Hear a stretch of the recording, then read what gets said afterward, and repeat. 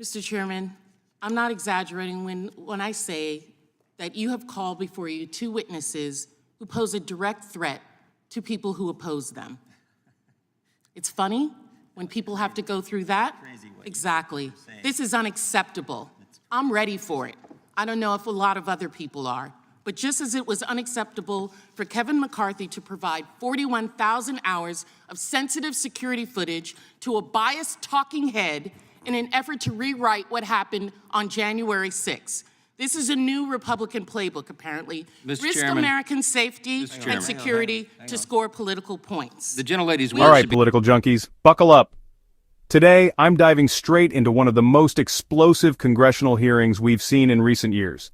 Jim Jordan and Stacey Plaskett went head-to-head, fireworks flew, and two journalists, Matt Taibbi and Michael Shellenberger, were right in the middle, testifying about government overreach, media bias, and the battle for who controls the narrative in America. So, let's break down the top 10 moments that made this hearing truly unforgettable. First off, the tension was sky-high from the jump. A congressperson didn't— words should be struck. We do not accuse witnesses of threatening others. That is out of line and outside the rules of this committee. That, and I can have an you don't get to determine what's struck down. Well, you do get an opening statement, and it's and about, so let it's me about finish. over. The committee will suspend. We know this is because at the first hearing, the chairman claimed that big government and big tech colluded to shape and mold the narrative and suppress information and censor Americans. This is a false narrative. We're engaging in false narratives here, and we are going to tell the truth. I yield back. Gentlelady yields back. I would just point out the consent decree person didn't just question the witnesses. She accused them of being a direct threat to anyone who disagreed with them.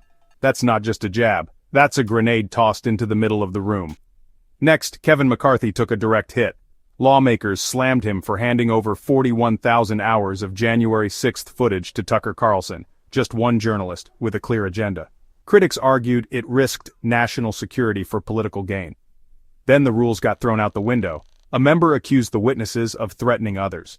That's a big no-no in Congress. In our report, we offered your staff also the opportunity to review the FTC letters. You have not come over to review those letters. Third, the idea that I believe both of these individuals who are getting ready to testify, I believe they're both Democrats. The idea that two journalists who happen to be Democrats— Did you not give that offer at 8 o'clock last night? I'm talking now. Your time was ended a few seconds ago. Neither of us are in time. I don't think they're here to help us politically. I think they're here to tell us the truth. And oh, by the way, the first FTC letter to Twitter after the first set of Twitter files, and it got shut down fast as totally out of line. The gloves were off, and it was personal. After that, the narrative war kicked into high gear.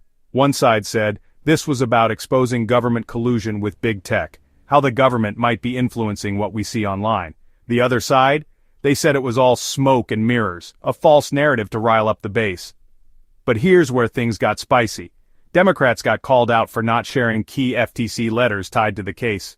Republicans pushed back hard, accusing them of hiding evidence, fueling more suspicion about transparency.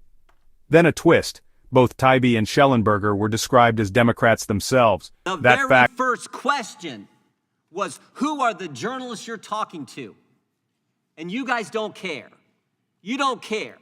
You don't want the 2011 consent decree? You don't want the American people to see what happened, the full video, transparency. You don't want that, and you don't want two journalists who have been named personally by the Biden administration, FTC, in a letter. The Biden administration. And you're saying they're here to help us? They're here to tell their story. And frankly, I think they're brave individuals for being willing to come after they've been named in a letter from the Biden FTC.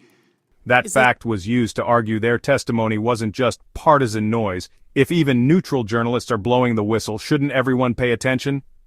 But the real jaw-dropper? The Biden administration's FTC reportedly asked Twitter who was behind the Twitter files. Not about the documents, about the people. Critics called it intimidation, trying to scare off journalists for reporting inconvenient truths.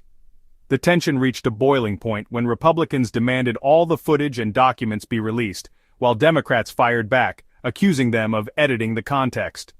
Is this your question time now? No, I'm responding to your ridiculous statements you made in your opening statement. Okay, well, let's get on with it. Oh, now we want to get on with it. So you can did. say all the things you want, and I I point out did the in my facts. opening statement, I as point well out all as the you had an facts. opening statement. You Chair- said what you needed to say in your opening statement, and I, as the ranking member, have Without used my objection, time. all other opening statements will be included in the record. We will introduce today's witness, Matt Taibbi. He's a journalist and author. He's one of the authors of the Twitter Files, previously worked for Rolling Stone, that right-wing publication, Rolling Stone, where so many Republicans work at. He's also written... Let's not forget, Taibbi and Schellenberger aren't some random bloggers. They're seasoned investigative journalists. Yet, during the hearing they were mocked, treated like political pawns just for doing their jobs. So what's the big takeaway? This hearing wasn't just about January 6th or the Twitter Files. It's about whether journalists can speak freely without government interference, and how far politicians will go to control the story. I want to hear what you think. Is this really about transparency, or just more political theater? Drop your thoughts in the comments. And if you want more deep dives like this, hit subscribe and turn on notifications. Thanks for watching. See you in the next one.